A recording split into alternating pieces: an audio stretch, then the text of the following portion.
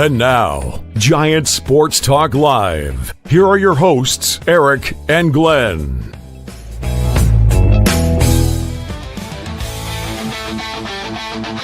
We're talking Giants every day.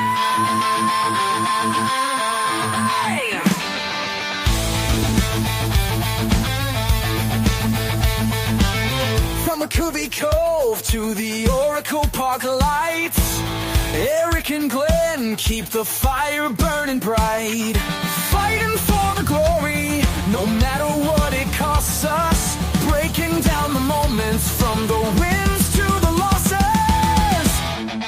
Giant Sports Talk, we're here for the ride.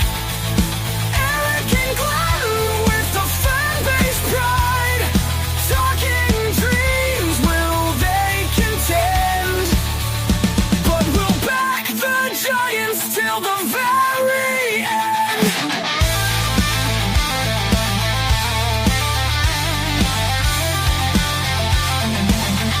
Let's go, Giants! Yes, yes, yes!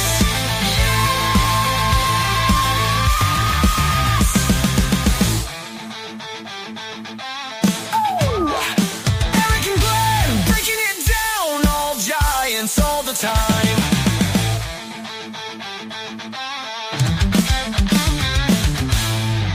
All right, welcome to Giant Sports Talk Live. Here, game one between the San Francisco Giants and the Miami Marlins. And the Giants, something we're used to saying today, 4-3. Starting pitching looked great. Landen Roupp had a fantastic outing. Bullpen, not so much. After Hinches, it was okay. But the Miami Marlins were able to string along some. And that was the final score of 4-3. And Giants, hey, I know Lou's going to talk a little bit about this. Hits with runners in scoring position. You know, you got to be able to do that. Now, look, you got the lead. You got to be able to, if you're going to go to your bullpen, you know, you want your bullpen to get through this. But unfortunately, they weren't able to. The elusive 4-game winning streak is still. There were some big contributions to a couple of guys, right? Jung-Hoo Lee had 2 hits. Devers had 2 hits with a bomb. And top of the lineup, the 1 through 3, they didn't get much done today, but hey, that's going to happen. But hey, what are you going to do? Glenn, what'd you think of the game? Eric, you got to play the games, man. Just get through each game, see what we got. And the only way we can win. Am I wrong here, Eric? Lou? Am I wrong when I say they can go on little streaks because they're putting everything falls into place? You get a game where they hit, the bullpen sucks. You get a game when they hit and the bullpen is strong late. They've already given up 6. The starter doesn't do well. They need a perfect game from everyone, and they're just not strong enough to do that. And Eric, I was going to message you and Lou simultaneously when they went to the pen today after that strong outing. I thought, oh, this has got trouble written all over it. For no other reason, though, that they're going to the pen. This is going to not end well. And sure enough, before I could even get the text out to you guys, they were already falling apart.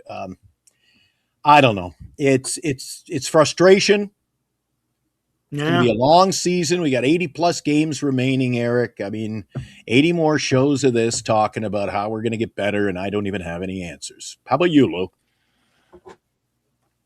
I don't understand how the Giants got 9 hits and Arias and Eldridge did nothing.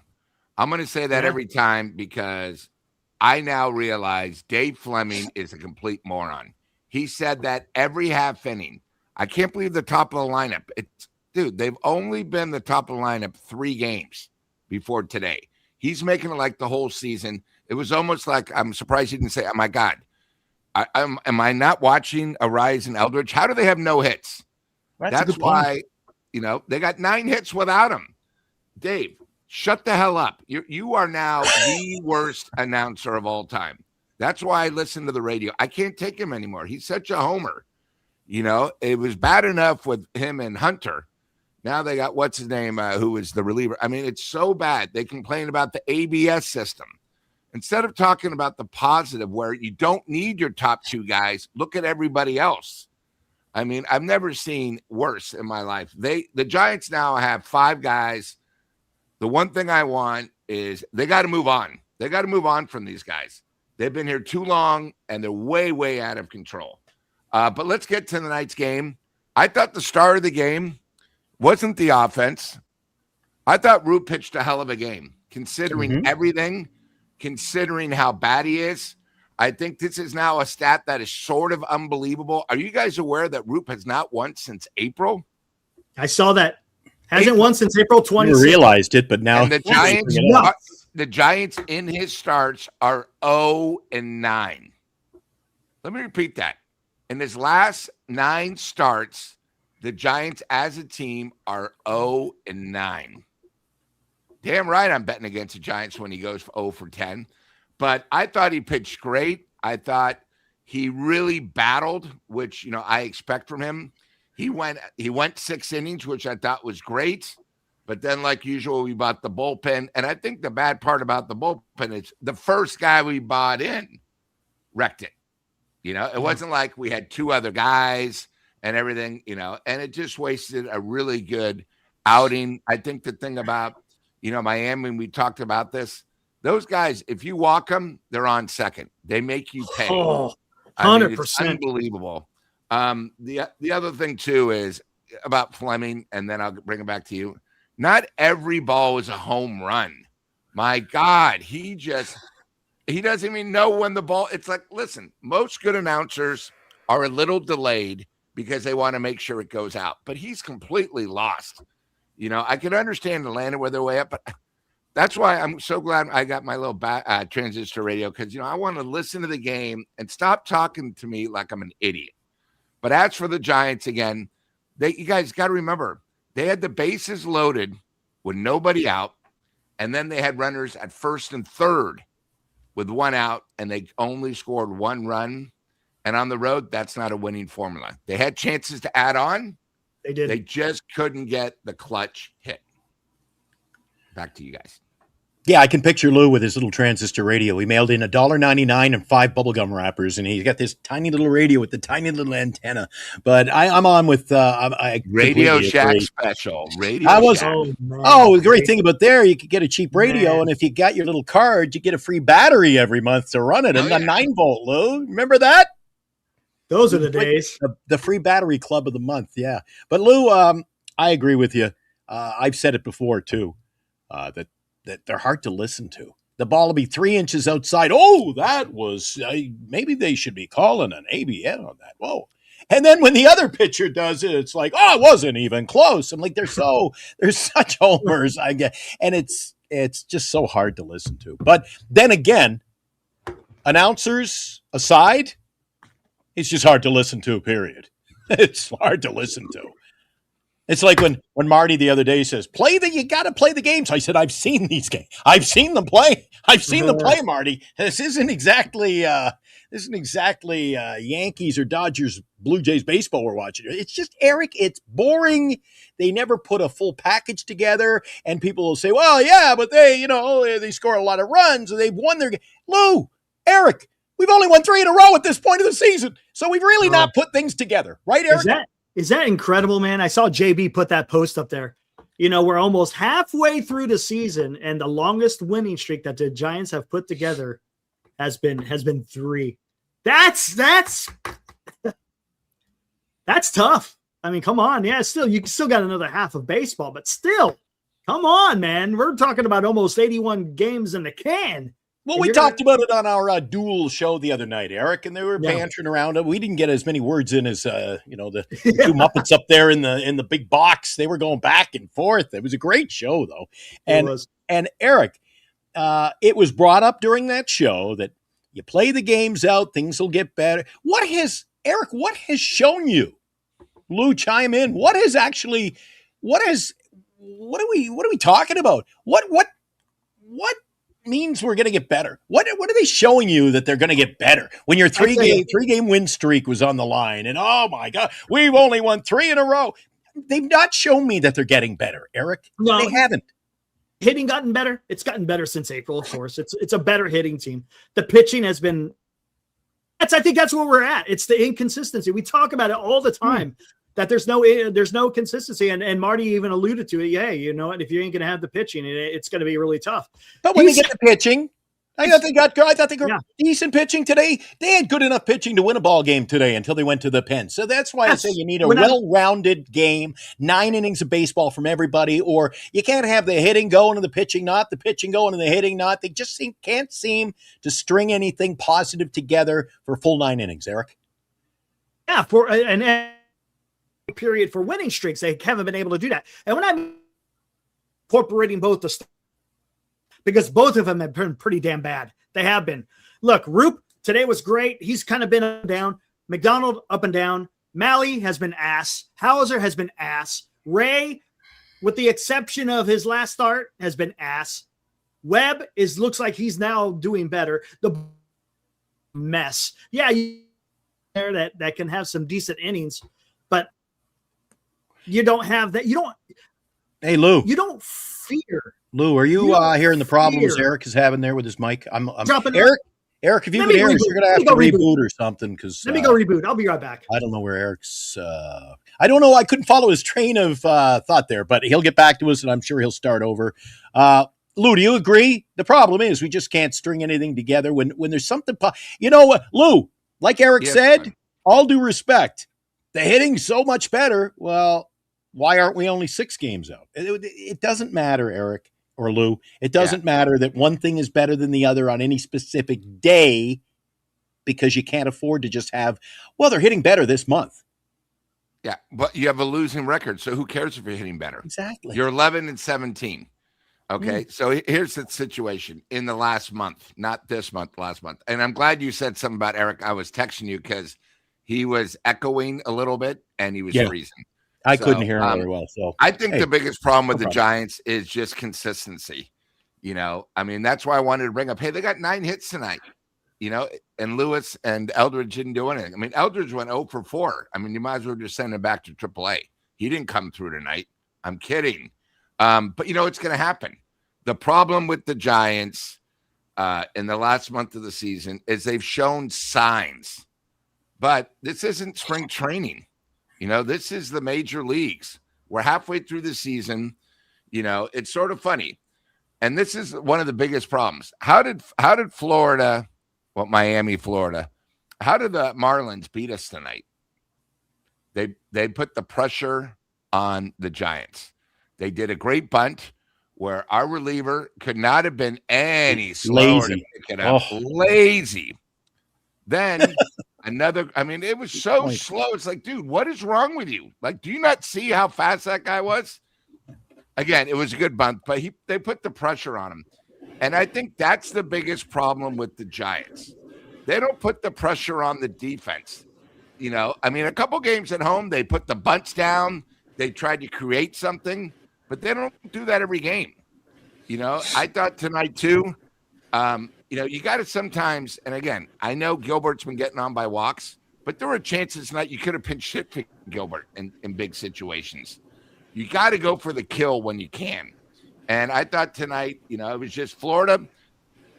I mean, the Marlins came up with clutch hits, good bunts. The Giants just couldn't come through. And, you know, I know they were 2 for 7 in scoring positions, but it seemed like it was almost 2 halves, the games.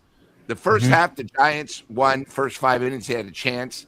And then the second half, it seemed like every inning, my God, they got the lead runner on. They'd have 2 guys on. Then the bunt. And you knew the guy was going to bunt. It was just, you know, it was almost like the Giants said, oh, it's okay. We'll sacrifice the out. But that bunt was really the whole rally cry when our pitcher couldn't get it over. And, again, you got to give them credit because they got a great bunt down. But, you know, as for the Giants, you know, the problem with the bullpen, and again, I already told you this. I don't care if Walker's pitched good the last couple times. I don't want to see him in a clutch situation. Why is he bringing in when we have 2, 3, 4 for Florida? I don't want to see Walker. I want to see Walker when maybe he's going against guys 7, 8, and 9. You know what I mean? It's come on. You gotta think sometimes. I mean, Tony V now is making Walker like he's a savior. He did this the other game. He bought him in the 8th inning. I don't want to see him. It's just a matter before he cracks and blows another one. I thought he was going to blow it, but I'll give him credit. He he struck out the guy and it was a good pitch, but I don't want to see him anymore. I don't want to see him against guys batting 1 through 4. If the Giants are up 10 runs, fine, use Walker, but I do not want to see him in a crucial situation anymore. Lou, you bring up a good point that Glenn Kuiper, he's part of the staff over there. So when he calls somebody out or calls a situation out on air, I find that kind of refreshing in a way. But Lou, if you watched the show the other night, Glenn said, and I don't know if you heard this, he said that Drew Gilbert's just getting too many at-bats. It's a combination of the injuries and the fact we just don't have enough talent, Lou. Yeah. So Eric, he brought up a great point. Our center field has given us nothing. Our center field has given us nothing. I was fearful of that in the preseason, though. I called that too, Eric. I did. I said that Harrison Bader was an absolute atrocious signing. Just one of the many, of course. Yeah, but they were out there looking for. I think he was overpaid to begin with, let alone what he got paid. But when you pay a guy like that $10, $12 million to be they were planning on he's going to be your everyday center fielder, and a guy with no experience. And I just said this, it just fell into place with all the other piss poor moves from Buster Posey. And if he's learned anything, Eric, this season as it progresses, I hope he has learned that you can't bargain basement shop for talent and that you're not going to win with bargain basement pitching. It's as simple as that. You get mid, pay for mid, you're going to get mid. But I'll tell you what, maybe I'm talking about the outfield. Am I still good? Hopefully I'm good. Maybe it'll get better here soon. Ramos is on a rehab assignment, and he already clobbered a ball 108 miles an hour for a home run. So would you be upset with if the outfield was Schmidt, Lee, and Ramos out there in the outfield? I think it's better than what they've been throwing out there.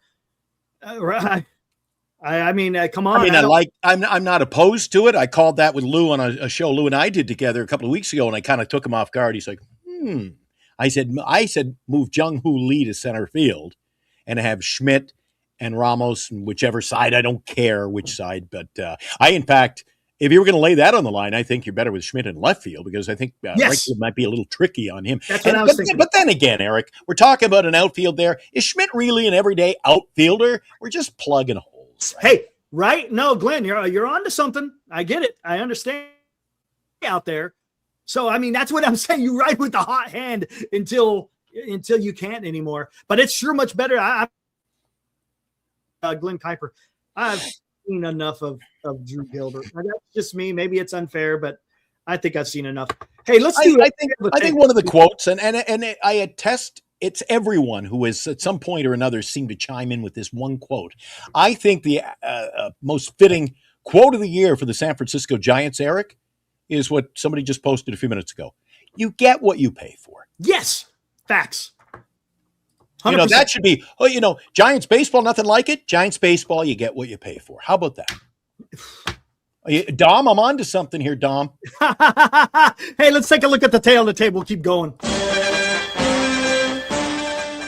And now, today's Giants in Review on Giants Sports Talk Live.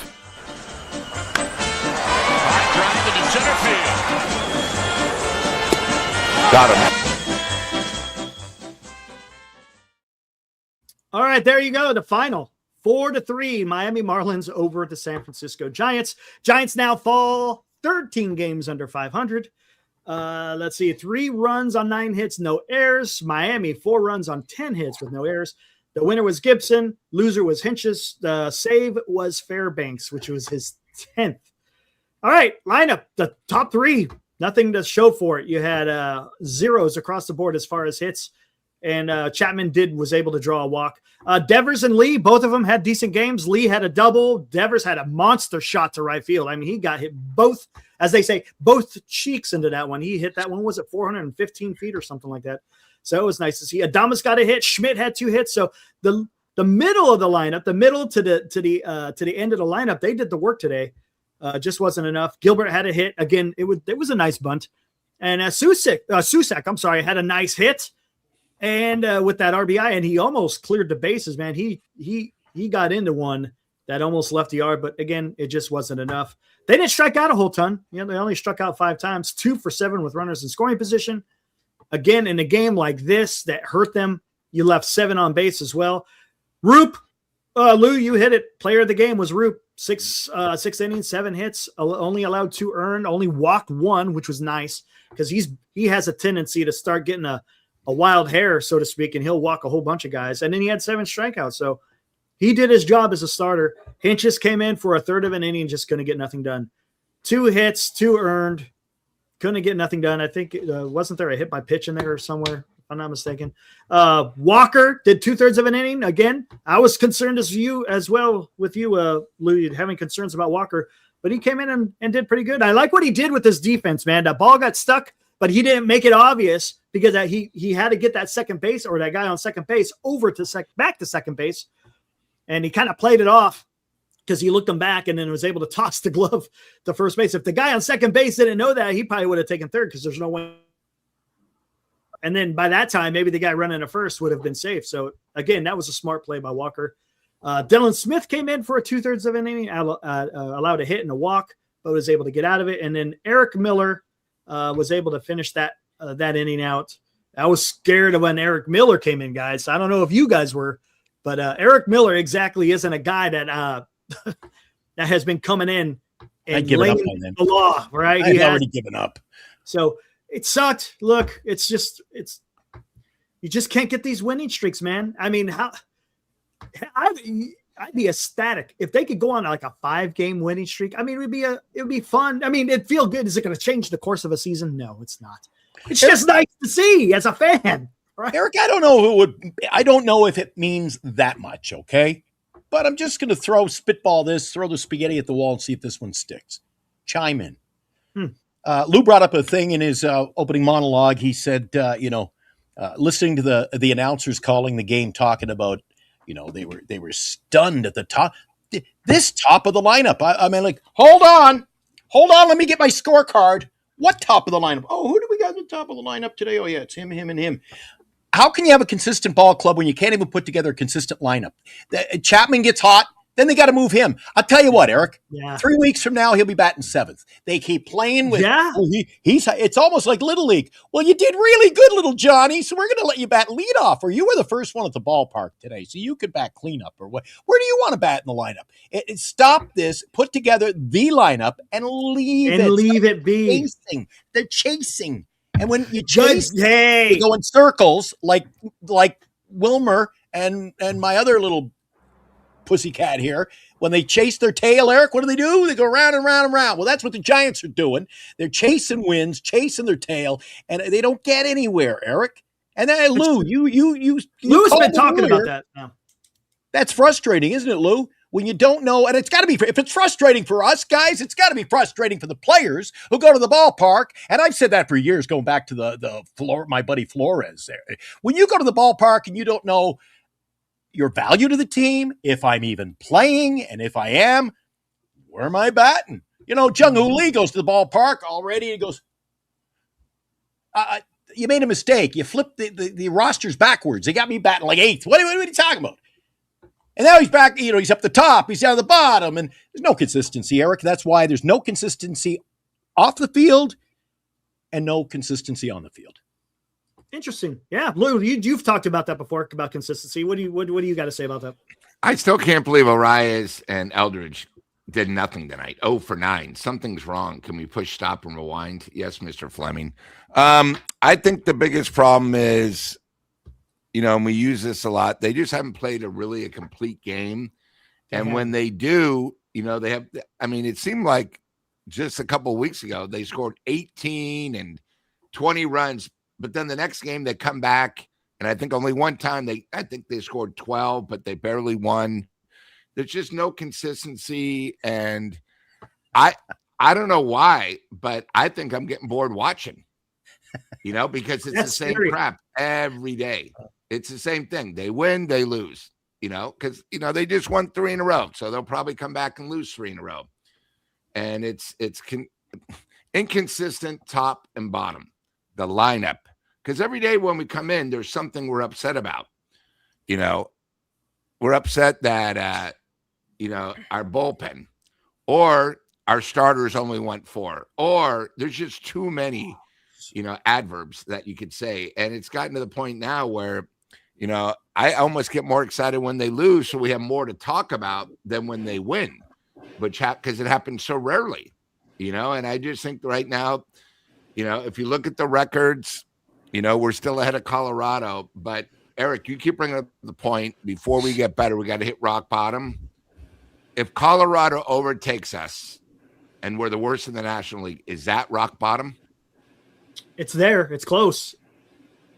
100 close. losses. But you know what? But I'll tell you, is that going to be enough for fans to stop showing up to the ballpark? I don't know. I'll tell you, this fan base, there is some loyalty to the fan. Even when the Giants are losing, they're still, I'll give them credit. For me, I don't know if I can keep showing up every single day, as far as the product is being concerned. And talk about this. We only announced a week ago that they never announced who your closer was from the beginning of the season all the way up until when they announced Killian. It was just as Glenn, you say this a million times, pulling a name out of a hat. Hey, yeah, you're closing today, my friend. Oh, okay. Well, all right, whatever. Until next week, when that's not quite working out. And there you go. And that very well could happen. That could very well happen. And there's a problem there. If you can't tell me who our closer is to finish out games, there's a problem. And that's our guys in the chat.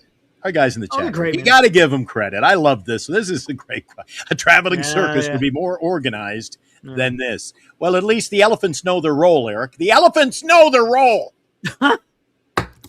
And the same thing. I've talked about this too. Lou has talked about it. You've talked about it. Just put the lineup out there. Look, I am at the bottom of the lineup. I get that. That makes sense.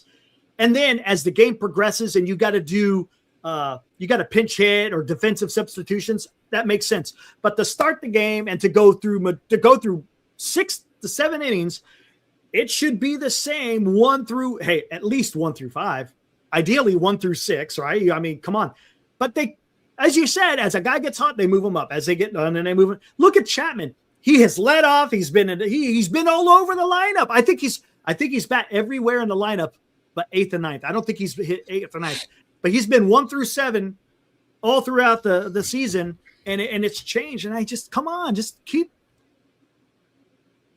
I think I said this in the beginning of the season. It's about tendencies. If there's a guy on base and the guy that's hitting behind you, for the entire season, for majority of the season, you'll know his tendencies. You know what he may swing at. You know what the outcome may or may not be, depending on where the pitcher is pitching the ball. And then he could get a better jump, or he'll know not to. I mean, it just seems to be as a more well-oiled machine. If people understood where they were batting every single day, granted, game situations can change, but it seems like that would just have a better ways. Look, because it's baseball, you're not gonna go out there and win 100 games, but you just think it would be maybe they eke out a few more. And does it change the fact that they're 13 games under 500? It might be a little bit better, but because the pitching's still awful. But yeah, it's just weird, man. I've said this from the beginning. It's a weird, and we have to, if you want to say, suffer through it as fans, watching what's going on in the field. I'm suffering through. Eric, you got to get your microphone fixed. Yeah, I don't know what's going on.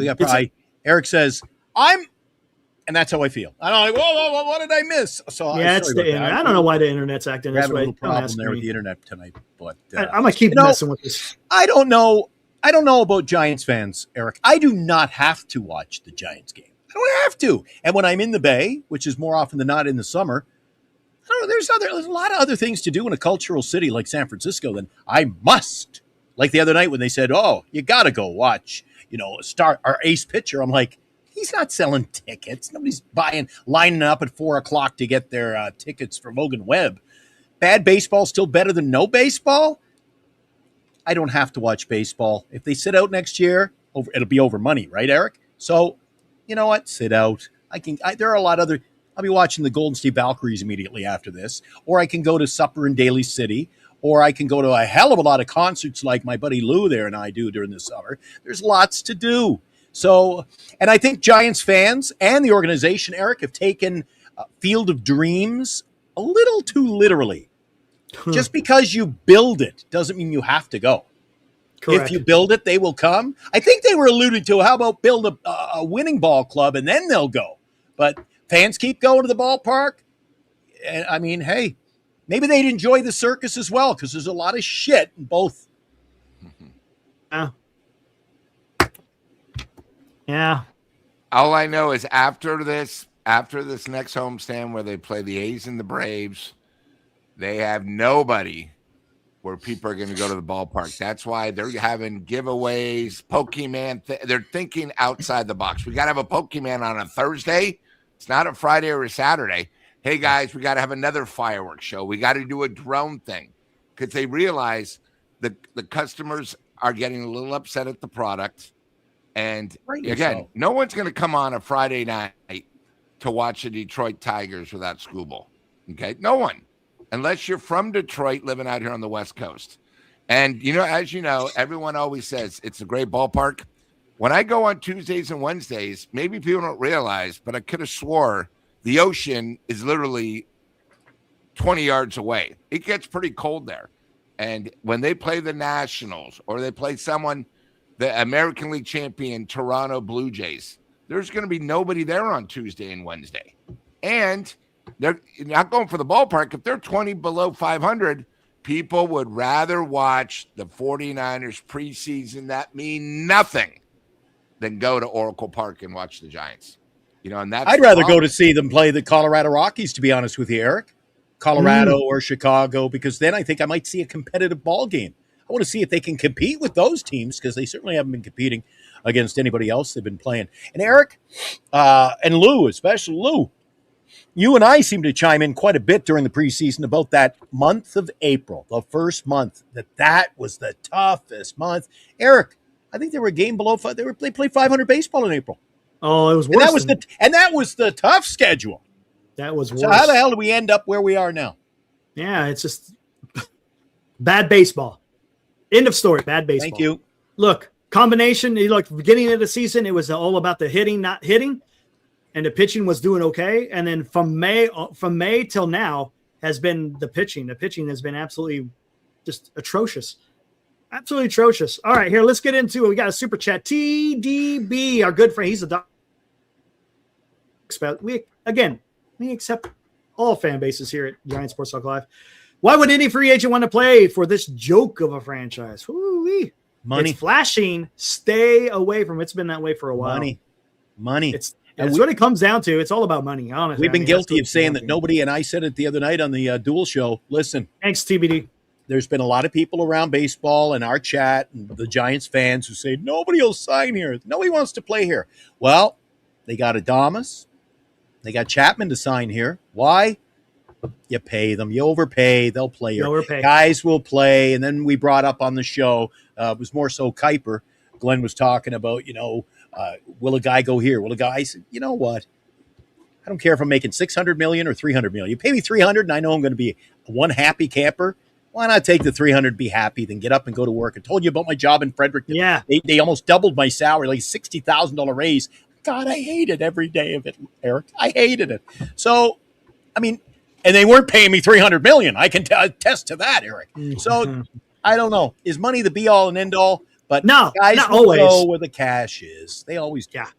And can I also bring up one point that I heard the other night is Buster sort of says, hey, whatever you want, I'll pay you and sign here. So I'm going to use Chapman and I'm going to use Adames. Both of them have no trade clauses, right? Devers, they can get rid of if they want to, right? They're just going to do it. But these guys now hold Buster over a barrel. Buster, you gave me a no trade clause. You pay me the money. I decide where I want to go. You can't do anything. And I think that's one of the biggest problems. Devers was part of a trade. He doesn't have a no trade clause. Webb, he doesn't have a no trade clause.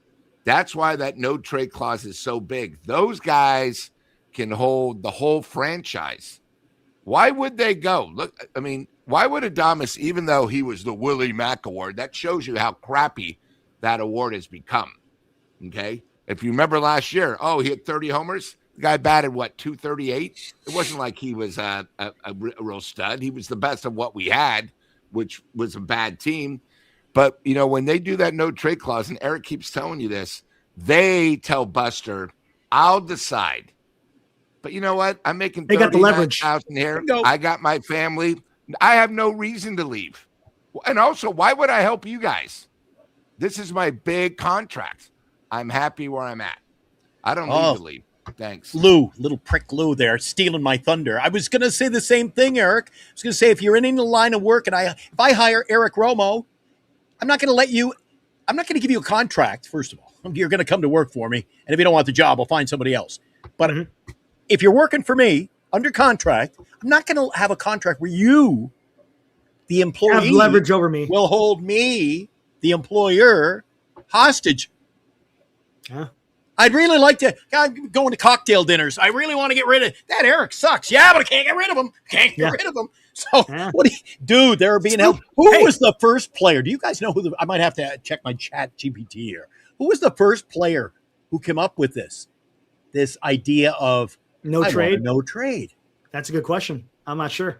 Hey, you know what? There was something, I saw this on Twitter. Here, let me bring this up. Talking about, this is on 95.7 The Game, by the way. Talking about whether or not the Giants can move off of these big contracts. Okay. Again, they had Jesse Rogers from ESPN. Remember, Buster Only from ESPN had chimed in talking about it's going to be difficult for the Giants to move off of these big contracts. So let's hear what Jesse Rogers had to say. Yeah, I mean, first of all, I think you're hearing chatter because I think Buster kind of has transitioned into that acceptance. And when I talked to him, by the way, he was not very thrilled about it.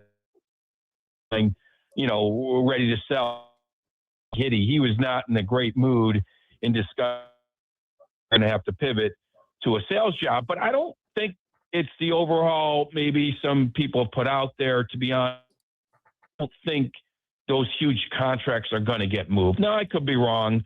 I don't see it. I don't see them trading him and paying down the contract just to get rid of him. I mean, this offense has been pretty damn good.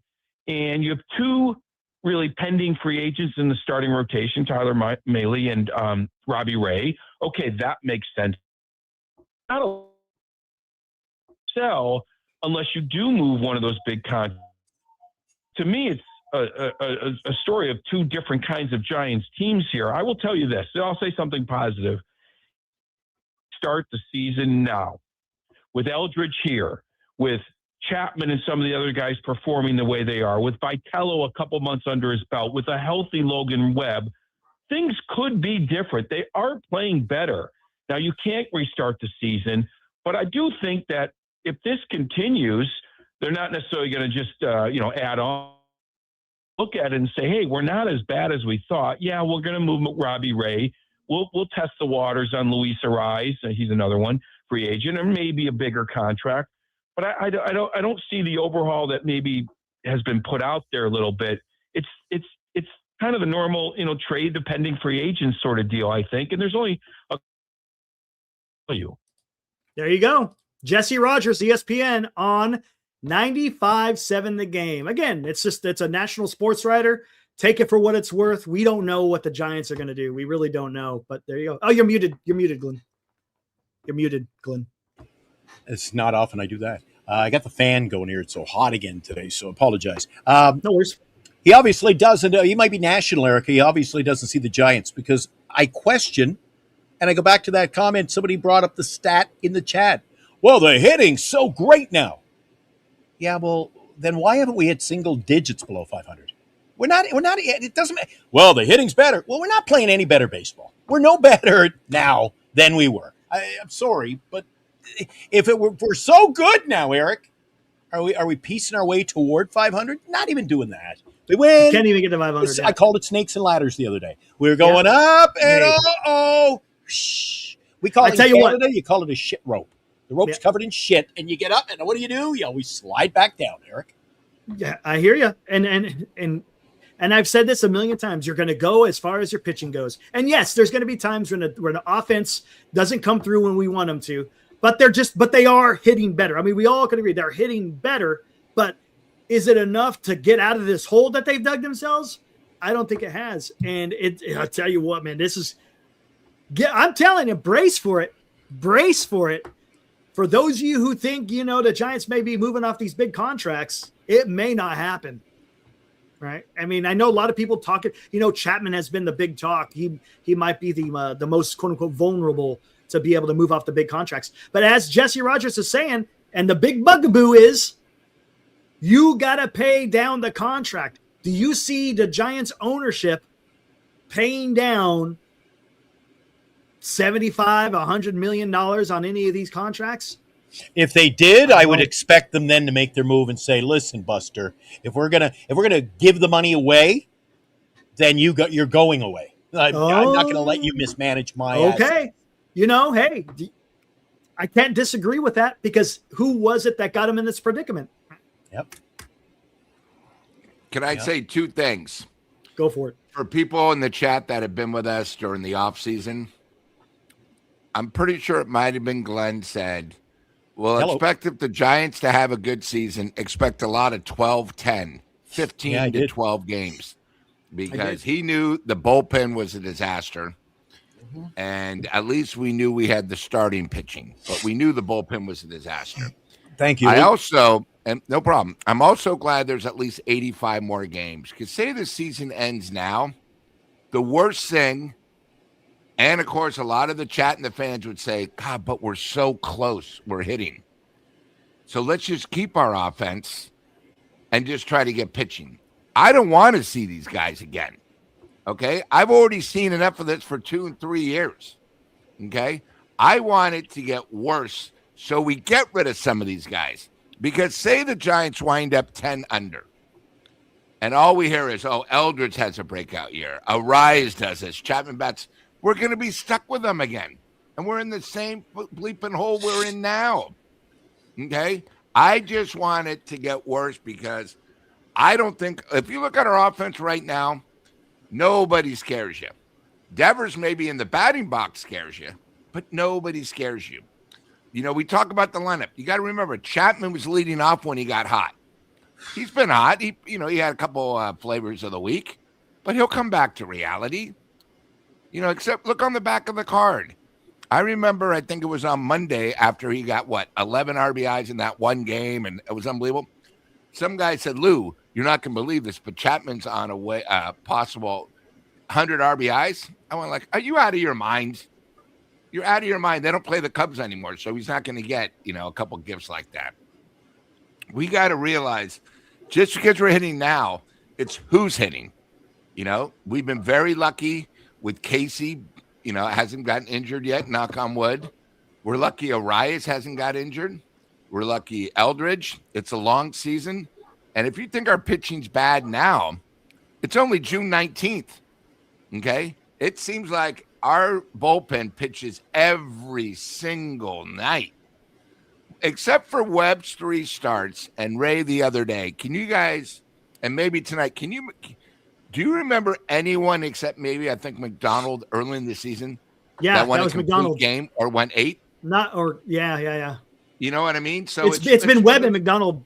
Yeah, it's one of those things, and it's just one of those things. I am just glad we have more time, because I don't want everyone to say, yeah, but the hitting's better. Why should we make a change? Now all we got to do is get pitching. Well, we heard that all last offseason. I mean, we're going to have the same boat. Are you telling me I don't want Ray back for another year? Because I know he's past his prime. If we want to get anything better, we should trade Webb. But everyone in the why? Look at the record. Look. I mean, okay, take 2021 out. How many games have you been in the playoffs with Webb? I know, but he's such a good pitcher. It doesn't matter. I don't know why everyone's so happy. If you're so in love with Webb, I don't see jerseys of Webb out at the ballpark. Okay, you guys, I want the Giants to win. I don't really care if Webb is in the top 5 in ERAs. If we're not winning, It's all about winning. Sort of like the Giants right now, it's all about saving money. They're more into real estate. And you're touching on it here, Lou, because what it is, default lies on either the Pobo or ownership. A full roster. We all said the pitching was going to be an issue. They did enough with the hitting to try to do something, right? Just look, are they a juggernaut? No, but they had enough hitting. They had to address the pitching. And what happens when you didn't address the pitching, Lou? This is what you got.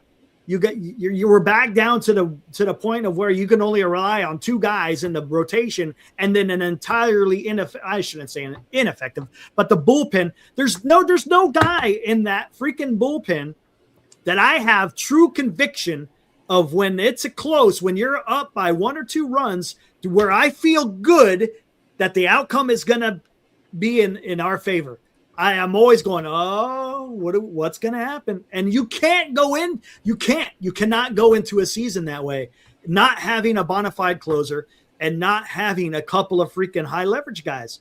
And this is what we've gotten. It just stinks, man. It does. And I hate it. And it ruins efforts by like Landen Roupp, who had a great game. You got Logan Webb, who's had some great games, but they can't go out there every single day to pitch your games. You got to rely on, and as you're saying, Lou, you're going to have to rely on other guys, and it's up to the Pobo and the ownership to get those other guys so that the Giants can compete. And then maybe we're going somewhere. But I tell you what, hey, I wouldn't be surprised. Trade deadline, Ray is probably going to be gone. Luis Ariz, I don't know what they'll do with him. Marty he did make a good point, because there's no one else in the organization that could come and fill second base. The only way that can happen is if you also trade. Well, no. Yeah. If you just trade, I guess what you do is you just move Schmidt to second base, I guess. You don't want Schmidt playing second? I'd gladly move Ariz and play Schmidt at second. Yeah. I guess you could do that. Yeah. But then you're going to have you got to have Ramos. I don't know. Maybe you trade Ramos. I don't know. Who would you rather have? Well, let me ask you this. Who would you rather have? Would you rather have Arias at second base or Casey Schmidt? That's an open-ended question. I think I'd rather have a Luis Ariz at second base. Yeah. But have Schmidt at third? I would rather have Schmidt at second base and other good players who are coming along to, again, I'm looking. Eric, you got to stop looking at today and look to tomorrow. No, I hear you. And no, I hear you. Do I like Ariz at second? I'm like Glenn Kuiper. He says, absolutely. If they didn't trade him, it's not the worst thing. It's not. But I believe it will be the worst thing, because we've been down that road before with guys like Snell and guys. Now, here's a question. Gosman, guys you don't move, Eric, when you know damn well. See, that we know damn well Ariz got to go. Will they do it? Heaven only knows, Eric. Now, here's a question. I'll pose this to you guys. Do you think whatever you could get back for Ariz is going to be better than what Ariz can provide the club over the next couple of years? Because it's different. Look, if you trade Webb, right? Can he? I want Lou and everybody else to hear that. Ask the question again. The get back you would get from Luis Ariz, would it be better, potentially, again, going forward, because it's going to be prospects, would it be better than what Luis Ariz can provide you over the next, say, 3 years if you decide? How do you know he's going to be here for more than 3 months? That's the thing. That's a good question. I'm just saying. It's a hypothetical. Would you rather have Ariz on your team, or would you rather have prospects that not be able to meet what Luis Ariz can do? Now, granted, maybe you get some arm. Let's ask us. Tough question. Do you think you're going to get a decent arm from Luis Ariz in a trade? Or do you think if you trade Logan Webb that you're going to get much more for a Logan Webb than you would for a Luis Ariz? Lou, you know what I equate that to, Lou, and you'll know where I'm going with this. That's like sitting at the blackjack table and saying, I'm going to hit on a 19 because it really could work out in our favor, Lou. But it's not the right thing to do. They've got to trade him. They've got to move Ariz. They got to move. And again, Lou brought up an outstanding point only because I've said the same thing, Lou. It's an outstanding thought from Lou Marsden, echoing my thoughts, that this team, if they provide false expectations to the fans, I agree. It will cause false expectations for Buster. And if he refuses, not even on the offseason, if we go into this trade deadline and we don't make deals and we're hitting better, and that are we going to go into next season, Eric, with the same team? That's the problem. If we're so I good, agree. if we're so agree. good, then why are we so bad? Yeah, no, 100%. Now, Glenn, There you go. right? Right. That might be the question of the night. If we're so good, why are we so bad? Yes. Why would we keep anything we got? And look, are the guys on the 1 year? Rise is probably going to be traded. Ray is probably going to be traded. I wouldn't be surprised if they try to move Malley. I don't know who the hell would take Malley, but I'm pretty sure you're just going to move him just to make. To be honest with you, I would just move him so it frees up a spot in the rotation and McDonald can stay in the rotation. How about that? Just I'd rather have that. And along with what I'm saying, I will also add Eric and Luke can chime in. You guys just keep it coming. I think you got to trade Webb because if you're not winning with him, then we can always lose without him. Yeah. And have a brighter future. Yes. And really think about it, Eric. If we're still looking at 4 or 5 years before we turn this ship in the wind and get it in the right direction, how old is Logan Webb going to be then? And how many injuries will Logan Webb have then? And really, does he fit the dynamic and the framework of Giants baseball moving forward? Yes, that's a great point because I said that. I don't think the Giants are deep enough to go out there and put forth a competitive a rotation over the next couple of years. That's me. And I could be totally off. I agree. The Giants had the opportunity in this last offseason. Again, I'm going over spill milk. You had the opportunity. They failed to do it. So now guess what? Now you're going to have to move off Webb to make your team better so you could go make that run in the future. Because I don't see it. And with an organization that is absolutely refusing to spend on pitching, well, this is what you got, man. This is what you got. Here's a question, Uncle Gary. Oh, go ahead. No, Lou, Uncle Gary brings up something we were talking about, or Eric was talking about there. If you trade Webb in one of the big 3 contracts, would then you keep Arise? Eric or Lou, go for it. Well, that's a good question. Yeah. First of all, let's comment on Uncle Gary's thing. Arias, this will probably be his last big contract. So is Arias worth 3 years, say 45, 50 million? Yes. Because they got him easy. Okay. If it's yes, then I think you do it. But that's something you got to think of. Now, here's the other thing. I went back to opening day. Do you guys remember? And this has happened since day one. Do you guys remember who played first base for us? Our starting lineup? Opening day. Well, I was eating too much pizza and wings with you at the pizza shop. I can't remember back then. I needed my nap. It was playing Casey first Schmidt. base. Okay, yes, Casey. Casey Schmidt played the first Casey 3 catch games. the effing ball, Schmidt. Yeah. There you go. Okay, so I just wondered. Eric said, "Hey, our offense is good. You know, we were ready for the season. We didn't even have a goddamn first baseman to start the season. We played because he was hurt. I mean, come on. All right. Then I just wanted to do our lineup. So we had Arias leading off, Chapman second, Devers, Adames, Lee, Ramos, Casey playing first, Bailey, and then Bader. Okay. Now we're in game, almost 80. Bailey's been traded. He got reprieved. He's on a second place team. Bader injured for the second time. Casey, I don't remember even him playing first baseman recently. It's always been the outfield because we have nobody in AAA or AA to play the outfield. Ramos, of course, injured. But, to tell you the truth, except that's half your lineup. Lou, that's half your lineup. And again, Adames, who is barely hitting his weight, and then you got Chapman, Chapman's had a good year, but why are we thinking it's better than it is? Because he's been disappointing us the last 2. We're making out like he's now got to bat third because the guy's, but I admit he's been hot, but he's not batting 300. That's a great point, Lou. Because Chapman always been a streaky hitter, great to excellent defense. He'll have 2 weeks where he's hitting the ball, then he'll have 2 weeks where he's not hitting the ball. That's who Chapman is. Yeah, right? And with Adames, if the back of the baseball card doesn't lie, if you take away the year before we signed him, he batted like 214 the year before his free agent year. Okay, so we got lucky.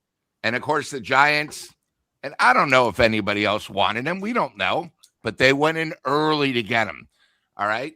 If you go to a Chapman, if you remember, Chapman came a week before the season started, right? Toronto didn't want him back. Remember, he got traded to Toronto. Toronto didn't want him back. No, we don't want him. The Giants, out of desperation, because we didn't have a third baseman, we didn't have we didn't have a shortstop. So there's so many. Now we don't have a left fielder. Just the last couple of years, probably the worst part about the Giants is we're not taking care of our holes. Okay, when you really look at it, if you go back the last few years, we really didn't have a third baseman, so now we got Chapman. We really didn't have a shortstop, so we had to get Adames. We didn't have a second baseman, so we had to get Arias. We really haven't really had a first baseman because Devers, at the time was a third baseman, remember, and he was more of a DH. So, that's the biggest problem with the Giants is every year we have holes, and it just seems over the last, say, 4 or 5 years, we go into the season with 11 holes. By the end of the season, we have 14 holes. And they got to start doing something where either, you know what, if you think your offense is good, maybe pick up one player, but you got to redo the whole bullpen, right? But then you got a problem. Okay, if you redo the whole bullpen, you have no money for the starters. Okay, well, you can't do everything all at once, but you got to start taking care of these needs. We keep talking the Giants are going to be good in 2030. Okay. Now, are we thinking that because we don't have these big contracts, or our 17 shortstops that we have are finally going to make it to the major leagues in 2030? The problem is nobody's seeing the big picture. Glenn, you always want to go young. That's great. But if we go young, are they going to be good to fit in with these studs that are coming up to make us, sort of Dodger material? I guess the best way to say it. I think that's the key. If you believe we could do that and we get young guys, because, again, hey, in 2030, I don't want to have to suffer 4 more years before 2030. Like Marty said the other day, I don't want to get the shortstop. Okay, well, if the pitcher we want isn't there, don't you want to get the best player? It doesn't matter if it's a shortstop, because now if we have 4 shortstops, you could trade 2 of them 100% and get a stud. So, it's just one of those things. And I'm with you on that, Lou. If you can't get Flora, how many shortstops they got? They got Luis Hernandez, Josué Gonzalez, Johnny Level, Gavin Killian, Maui Uhana. They got stops currently right now in the organization. And then if you draft another one, put together a package and go get the pitching, right? I mean, come on. That's you got to be willing to move off, Eric. This is a team never seems to be willing to move off. Ooh, yeah, you're 100%. It's like when I collect cards and I get a card and Bernice is like, well, you could trade it. Dave wants that one really bad. You could score this. Yeah, but I like this one. You got to know to let go, Eric, right? Yeah. And Lou calls it the bad relationship syndrome, and you got to eventually, it's time to just let it go and move forward. And Eric, you've heard me bring this up going back since we started this show, Eric. So this shouldn't come as a surprise to you. But when I see a comment like this, Casey has gotten the shaft this year. Trey Chapman and put him at third already. And Lou's talking about not having a first baseman. But then we go out and sign.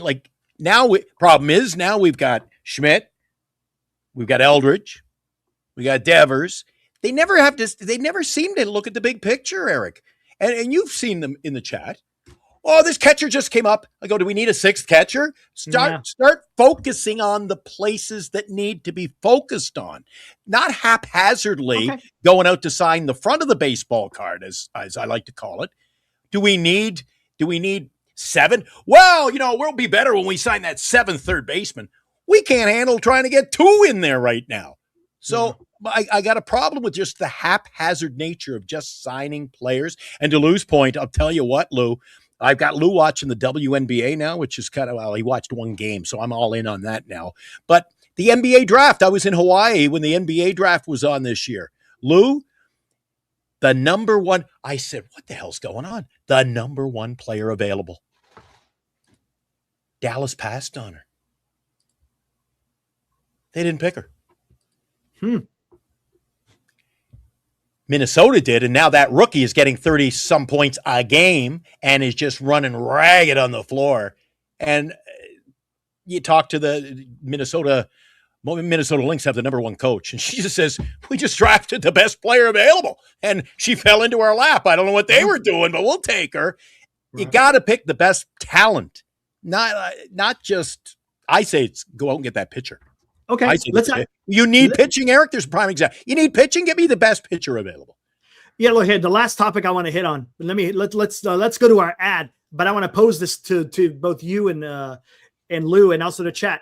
What is the biggest hole the Giants have to fill? All right, we'll be right back.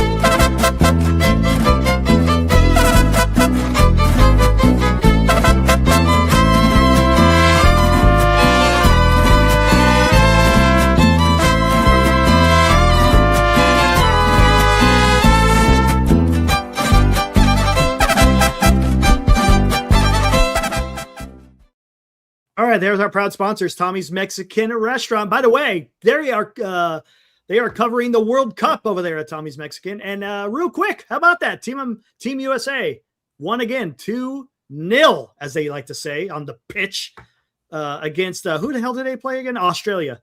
So how about that? Team USA is 2-0. Again, biggest hole. I see pitching, but where in pitching, guys? What is the biggest hole? If we're going to stick with pitching, what is the biggest hole that Giants have to fill right now? I'm sorry. If that's the case, and I'm going to be cornered into I'd be like a rabid ferret if you corner me now on this one, Eric. I think the biggest hole this team has to fill is they have to get a top. It doesn't matter what talent they're bringing in, Eric, if it's the wrong talent. Get me state-of-the-art general manager. That's the biggest pressing issue for me. Ooh, Get me a guy to build. Get a guy who can actually build. Interesting. That's it. Hey, who is this guy? What the hell is he talking about, man? Lou Marston. That guy's pretty smart. That's where I'm at. And I see a lot of people. Senior says a power arm. That could be a closer, a live closer, bird on a rock closer. That's where I'm at, right? You need a closer. They're going to have to figure out a way. I don't know if there's someone in the organization. I don't know if there's someone out there you got to trade. You have to have that guy, because if and you only can put across a couple of runs, but you got the lead by one, I want that guy coming out of that bullpen. I want the freaking the corn music. I want the flashy lights. I want the flames freaking all over the place, because when they bring that guy in, he's going to close it down. That for me is the biggest hole that the Giants have to fill. But Glenn, that's pretty damn good, man. Considering how the season has gone, you can fill pick a position, Eric. You saying so they go and sign 2 flamethrowers. But if they're the wrong guys and you cannot evaluate talent to the degree of you should be able to run in a ball club, then does it really matter? You need experience. No, you do. And again, you got to admit, I mean, haven't we really seen it, guys? Lou, haven't we seen it? We've been watching a lot of Giants baseball over the years, probably 100 years between the three of us. That's a lot of baseball. And think about it. Third base, inexperienced. It already failed us. We've moved on from that already. We got an inexperienced manager at the major league level. Never managed a game at the major. So that's okay. Inexperience. Then we've got inexperienced player operations guy, Buster Posey. I don't see much experience in our GM either, to tell you the truth. And then we kind of got some inexperience in other parts of the ball club as well. So I just think it all shit flows downhill, Eric. I know. You got to change some things. Start at the top. No. Yep. What do you think, Lou? Oh, you're muted. There you go. I don't know who this good-looking twin is, but at 825, Eric, the biggest hole is going to be a number 2 starter, and the Giants haven't thought about it because obviously Ray is going to be gone, and I'm going to go back to Ray for a second, and a new president of operations. You got to, you know what? Yeah. We took a chance. It's failed. I'm sorry. You know, if Buster was a ball player, right, and it doesn't matter his past, and say he's having a worse year than Adames, we would want him gone. But we're giving him the benefit of the doubt because of his name and because of the role. Okay, let's get back to weight. Yeah, let me get back to Ray. I don't understand why people think we're actually going to get something for Ray. He's had one start out of his last 8 that was good. Yeah. If he didn't have that start 2 days ago, you guys would say he's the shits. Get a box of rocks for him if you can. Yeah, correct. We're all thinking of one start. Okay, where is this guy? Where's this guy been all year? You can tell he's not the same pitcher.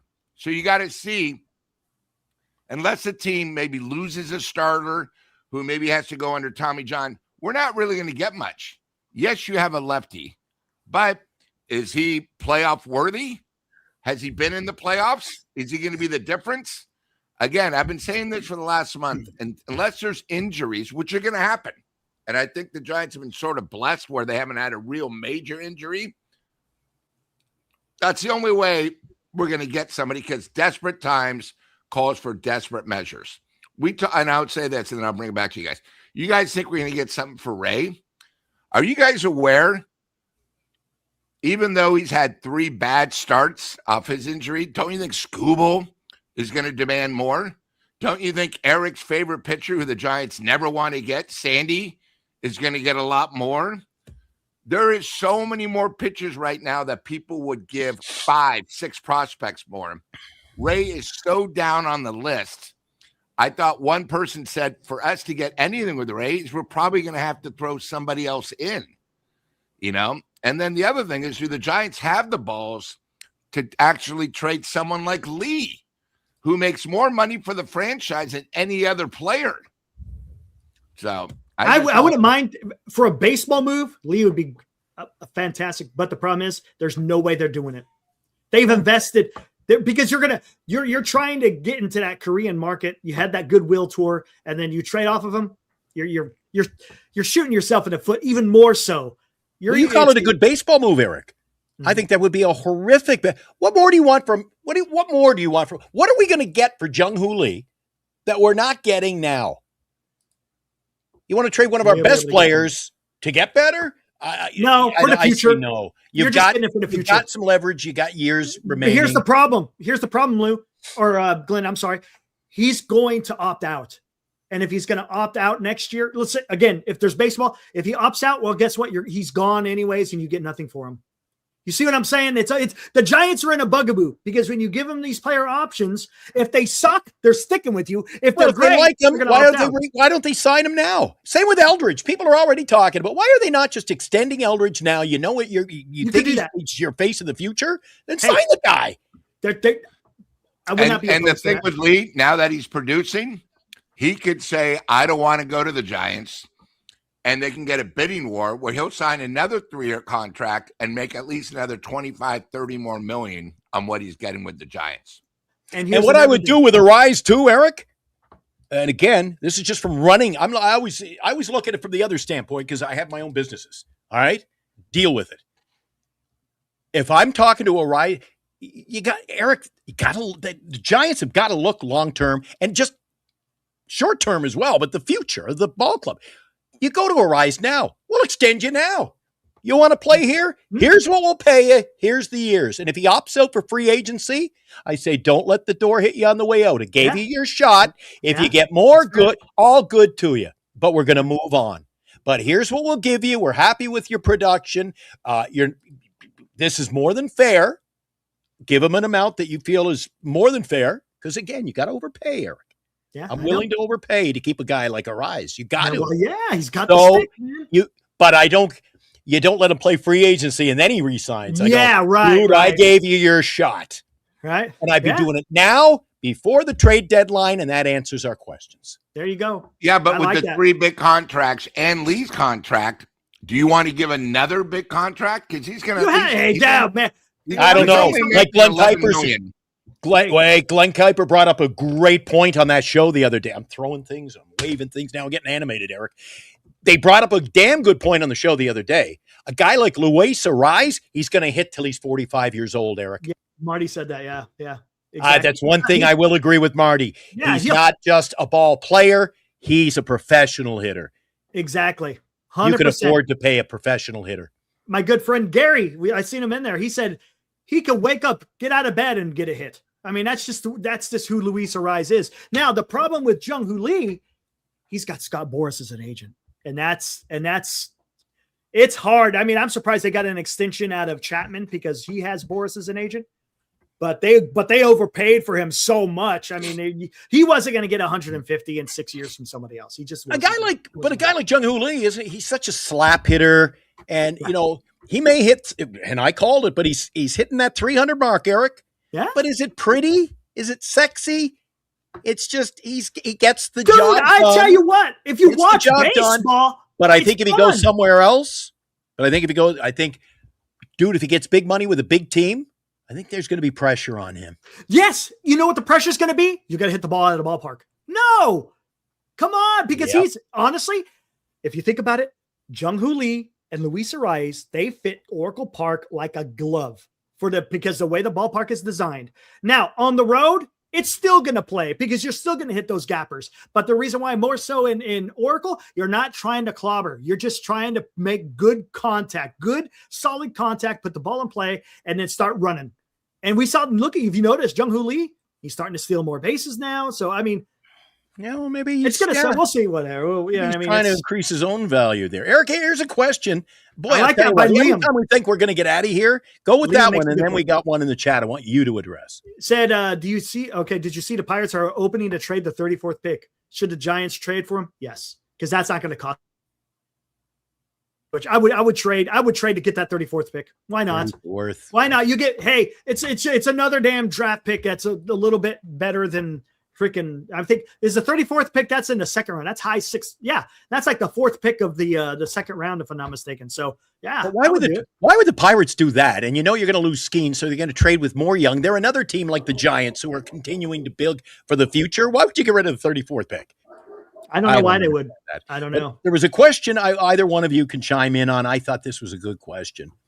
I talk about a player who wants to be happy in a situation, but it was brought up on the show the other night, and it's in response to this one from RJ. He says, I don't think Arise wants to be on a team that's going to be rebuilding. I think Arise at his age now and with the abilities he has as a professional hitter, I think he takes the bag, Eric. He's going to go to the highest bidder. And look, we talked about it on the show too. This is it. This is going to be his one and only chance to get the big bag.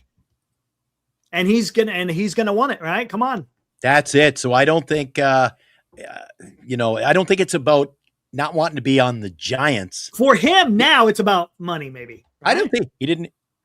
That's maybe. Where it's been on me, Eric. I mean, Arise is here in the first place. To build his. He had no problem signing here, Eric. Yeah. And then, we can't sign anybody. Well, didn't we sign Willie Adames when we thought every other team in baseball was going to sign him? Well, he came here. So this idea that the Giants can't get anybody to play here. Yes, they can. Open up the checkbook, sign these players you want. I don't think Adames has worked out, but I'm not going to shit on the Giants. At least they made the move, Eric. Yeah. Hey, Eric, the one thing, too, is we talked about next year's free agency is one of the worst ever. Like in the last 50 years, say Arise gets hot and he winds up batting 328, maybe in the top 5 in the league.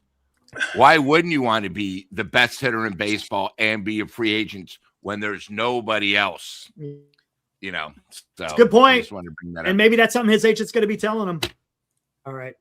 Tomorrow, hold on. Let me see. Today. Who's pitching tomorrow for Miami? Have they announced? I think is that one the one? I think it's Max Meyer, isn't it? Who is his representation. I know it's not Boris. Eldridge. So you know what? Haven't you noticed around baseball, though? When young guys are called up 3 months in, then they get extended. They're happy. They're excited. They're playing Major League Ball. Nab them early, Eric. I would get Eldridge as quick as, and I know Senior's probably throwing a parade over there right now. Glenn's right for a change. Sign him tonight. You got to sign that. If he's your face of the franchise, Eric, you sign him today. And I'd sign him long term because he's 21. Yeah, 21. That makes sense. I don't makes want. Sense. I don't want. It goes back to what Lou said earlier about having a team that is restructuring, trying to get better. And so think 5-6 years ago when we got Chapman and we got Logan Webb, and do I want them around then? No, hell no. I want to have Eldridge as my big play. Now it's we got Chapman. I want in 5 years to say, yeah, but we got Eldridge and we got all these guys around him. Stop with why would they want to build around all these old guys, Eric? And I use that term loosely. Old, I know what you mean. But they sure as hell are going to be. You tell me, Matt Chapman, when this team gets competitive to a degree where they can compete for a championship, if that comes, do you think his bat speed is going to go? I'm tired of that too, Eric. Like, we're so bad, we can only get better. Well, that's teams like the Rockies. The Rockies don't make moves, and what happens? Every year they're down in the bottom of the thing. I don't want this team to be in the bottom every year just because, next year it'll be better, Eric. We're going to put the same 9 guys out there, but it's going to be better. Yeah. Give me a reason why it would be better. If it's the same guys. Can't.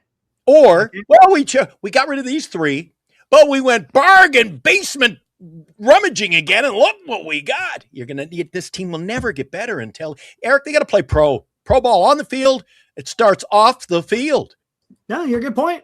Yeah, you got to be able to put together. I get worked up into a fire. So tomorrow, Trevor McDonald against Max Meyer. Max Meyer is having a really good season, guys. He's 7-0 with a 2.7 ERA.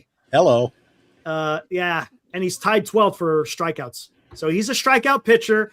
He hasn't lost, and he's got a good ERA. And the Giants are a strikeout team. Put that.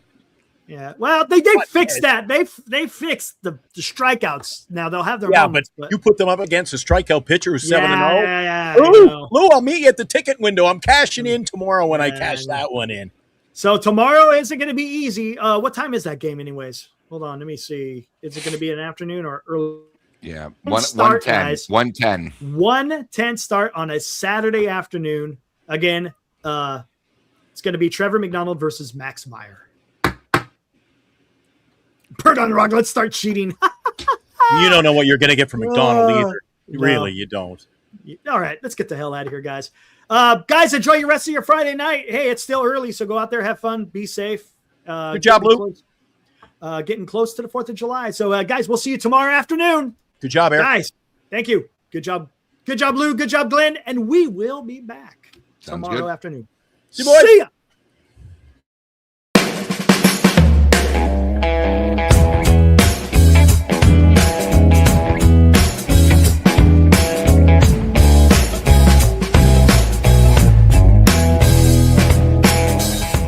You've been watching Giant Sports Talk Live with Eric and Glenn, a Northern Lights Entertainment Broadcasting production.